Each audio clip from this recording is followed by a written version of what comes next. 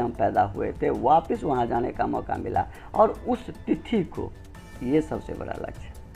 इसको अगर आप पार कर लेते हैं तो आप समझिए जो आप असली स्नान जिसको कहते हैं, असली संगम का स्नान जिसको कहते हैं, वो आपने कर लिया, आप अपनी लक्ष्य को प्राप्त कर लिए। इस बीच में आपको सोचने समझने तक का मौका नहीं मिलता है, क्योंकि आप 50 करोड़ को चीरते हुए जा रहे हैं। आप अगर एक बार जाते हैं, नहा के आ जाते हैं, वापस आपकी मेमोरी में ये बात बरसों तक सेट हो जाएगी। ये है असली खुशी, असली प्रभाव, जिसका असर हमारे लाइफ पर लगभग लाइफ टाइम ये मेमोरी में रहेगा। इतना बड़ा कुंभ नहा के हम आए थे, इतनी भीड़ों के बीच। महानता वहाँ नहा लेना नहीं है, वहाँ सबसे बड़ा लक्ष्य क्या है, तो उस 50 करोड़ आबादी के बीचों बीच चीरते हुए आपको अपने लक्ष्य तक पहुँच जाना है। ये एक बहुत बड़ा चैलेंज अपने आप को सोचिए। ये अगर आप कर लेते हैं तो ही असली स्नान, और उसके बाद आप अपने आप को बैठ के महसूस करेंगे जो कितनी खुशी आपको मिलती है। आनंदित हो जाएंगे जब भी आप सोचेंगे इस चीज़ को। लाइफ टाइम ये बेनिफिट आपको देगा, लाइफ टाइम बेनिफिट आपको देगा। जब भी आप इस बारे में सोचेंगे आप आनंदित हो जाएंगे, प्रफुल्लित होने लगेंगे, अंदर से आपको एनर्जी मिलने लगेगा। इसको कहते हैं एनर्जी, पावर। इसलिए कुंभ को सब नहीं समझ सकता। साइंस भी इस चीज़ को माने, साइंस को भी मानना चाहिए। कुंभ में एक एक चीज़ अजूबा है, एक एक साधु, महात्मा, सन्यासी, अघोरी, नागा, तपस्वी, साधक, हर टाइप का लोग, बड़ा छोटा, अमीर गरीब, हर टाइप का लोग वहाँ जा रहा है, हर टाइप का। ये क्या खासियत है, कैसे जा रहा है, क्यों जा रहा है, वहाँ जाने के बाद मिलता क्या है? बहुत से माध्यम है इस बारे में सोचने के लिए, बहुत सी बातें हैं। बस एक बात हमारा लक्ष्य होना चाहिए कि हम ये 50 करोड़ के बीच का संघर्ष का जंग जीतने के लिए जा रहे हैं कुंभ। वहाँ आपको पहले से तैयार होकर जाना होगा। आप अपने आप को प्रिपेयर करके जाएं, आप मेंटली, फिजिकली, या आपके पास जो लगेज है इसको कैरिंग, यानी एक एक चीज़ सोच के आए, क्योंकि आपको वहाँ संघर्ष करना है। अगर आप यहाँ शॉर्टकट लेते हैं, आप वहाँ पे जा कर के रील्स बनाते हैं, या फिर आप वहाँ जा कर के ऐशो आराम की तलाश करते हैं, तो आपके लायक बस कुंभ नहीं है। फिर आप शिमला, मनाली, कुल्लू, मुंबई, कलकत्ता जाइए, आपके लायक महाकुंभ यानी प्रयाग स्नान नहीं है, प्रयाग दर्शन नहीं है। वहाँ जाके जब आप वहाँ के रूल को फॉलो करते हैं, उस संघर्ष को आप चीरते हुए निकलते हैं, संघर्ष करते हुए आप जब उस मंजिल तक पहुँचते हैं, और फिर आप स्नान करके वहाँ से उसी संघर्ष के साथ निकल के अपने गंतव्य तक पहुँच जाते हैं, तो आप असली स्नान कर लिए, और इसी में आपको आनंद भी आएगा। इसी से आशीर्वाद की भी प्राप्ति है। यही आपको लाइफ टाइम अपनी मेमोरी में खुशी देगा। जब हम भी स्नान करके आए तो महसूस किए, वहाँ थे तो परेशान थे, जब तक थे परेशान थे, बहुत बुरी तरह परेशानी थी, लेकिन हमें कहीं परेशानी नहीं लगी, इसलिए कि हमें वही संघर्ष करना था वहाँ। इसी के लिए तो वहाँ गए थे। हम भी चाहते थे गाड़ी ले लेते, पूरा फैमिली को लेके गए थे, सबको बैठा लेते, और वहाँ से इस तरह से मैनेज करके गाड़ी रख ले, गाइड रख लेते, 2 4 और लड़का खड़ा कर लेते अपने तरह। अगर पैसा है तो इस तरह से व्यवस्था हम कर सकते थे। ये सबके लिए अवेलेबल है, जहाँ चाहें आप अपनी व्यवस्था कर सकते हैं अपने हिसाब से। लेकिन वहाँ इसकी ज़रूरत नहीं थी, वहाँ हमें खुद संघर्ष करना था, हमें इस चीज़ की प्राप्ति के लिए खुद जाना था। हम लाइफ टाइम भाग दौड़ की ज़िंदगी में इधर उधर भटकते रहते हैं, अपने बारे में सोचते रहते हैं, दुनिया के बारे में सोचते हैं, लेकिन यहाँ सिर्फ एक ही चीज़ को सोचना था कि हमें संगम स्नान कर लेना है।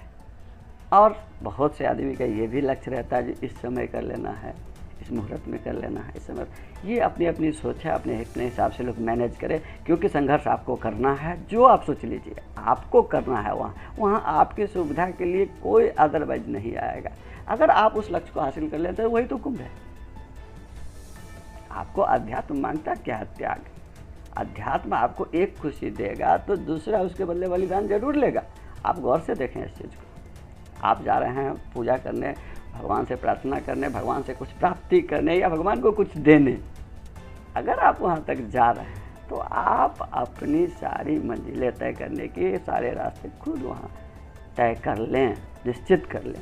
ये तपस्या है। रियल में अध्यात्म आपको यही सिखाता है कि आप अपने आप को किसी एक लायक जरूर बना लें। एक ही चीज़ पे आप साधते रहें, साधना कर लिए। यहाँ हम लोग पारिवारिक लोग हैं, हम लोग की और बड़ी ज़िंदगी है, इतनी बड़ी आबादी जो 50 करोड़ की, सबकी अपने अपने स्टाइल में अपना अपना ज़िंदगी है, सब अपने अपने लक्ष्य के हिसाब से जी रहे हैं। बावजूद इसके सबने समय निकाल के इस लक्ष्य को चुना। आज दुनिया भाग रही है अपनी रईसी की तरफ, लेकिन 50 करोड़ आबादी अब बड़े बड़े शहरों से, बड़े बड़े दुनिया के किसी भी ऐसे देश से नहीं है जहाँ के लोग वहाँ नहीं पहुँचाओ। दुनिया के हर कोने से लोग वहाँ पहुँचा अपनी ऐशो आराम छोड़ करके। बात तो कुछ है यहाँ।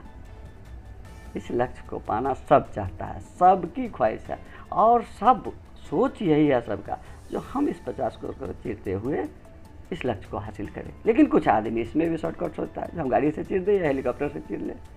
ये आपको फ़ायदा नहीं करेगा, फ़ायदा आपको वही करेगा जो उसके सिस्टम से आप फॉलो कर लेते हैं। और ये मैं गारंटी दे सकता हूँ दोस्त कि अगर आप वहाँ के सिस्टम से चलते रहें तो आपको कहीं कोई परेशानी नहीं होगा।